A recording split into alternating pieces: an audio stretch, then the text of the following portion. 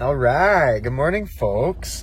Happy Friday. Hope everybody's stoked for the weekend. I just want to follow up on my last video that I posted last night on your blockages and when stuff comes up and it triggers you, that process of moving through that. So one really cool tool that works really well is just when you notice yourself being triggered, just taking a few big breaths, big inhales, big exhales, and just moving through it, noticing it, bringing awareness to it, and then just breathing through it. Super powerful. But if you want to go even deeper on that, thinking about the situation or the trauma that you've been through that's connected to this trigger. So when you're triggered, it's usually connected to something that happened in your past. And this is usually stuff that happened like when we were kids or when we were very vulnerable and our emotions were very, very sensitive.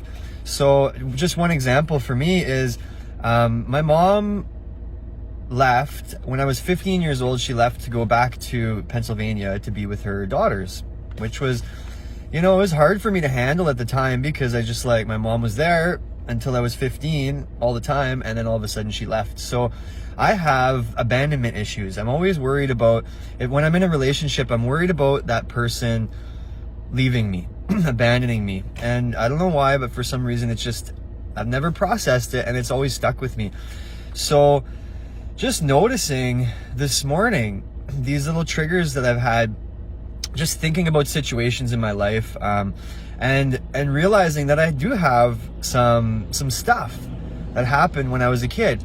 So I just listening to an Aubrey Marcus podcast, and he's doing some work. It's called Ifs Work, and it's they talk about talking to that broken, that hurt little person, that child, that for me, that young man that was hurt so bad. So, and it was just super profound effect it just had on me. I'm looking back now and I'm talking to that 15-year-old boy who had his mom leave on him, and that hurt young boy that just needed some love and some attention. So I just had a little conversation with him like, hey buddy, I'm here for you. We got this. I just imagined giving him a big hug. And I had a nice emotional release. I just started crying immediately because I understand how important it is to make sure that wounded child actually got some love and is now getting some love. So I think it's a really great way to move through